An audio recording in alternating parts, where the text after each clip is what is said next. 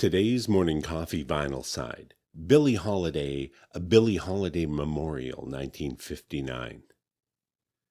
This 1959 Dutch pressing of a Phillips memorial to Lady Day on the event of her death is typical of the kind of releases that flood the market after an artist has died. Because of the nature of contracts and the complicated machinations of the recording industry, different record labels find themselves sitting on all kinds of master tapes from wide varieties of artists, who may have simply been session players or band members on recording sessions that remain tucked away in vaults. The nature of these recordings is usually archival and have long passed their window for commercial exploitation, usually because of time and or fashion.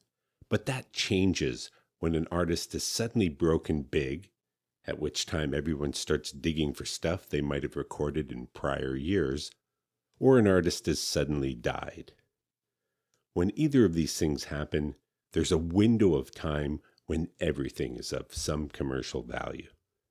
Sometimes these recordings and performances are subpar, often the reason they're tucked away in the first place, but they can also be fantastic. They're usually a bit of both, but the value remains as a comparative offering of another insight into artists we know well or those we hunger to learn more about. This is one of those albums.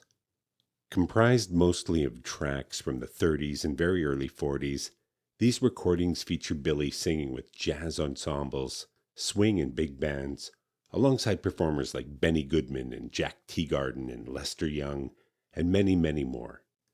This was at the very beginning of that period of time when vocalists began to ascend, and the big bands were enjoying their final years at the top of the bill. Billie is one of the reasons for that paradigm shift, though it was a cultural shift that happened across the board.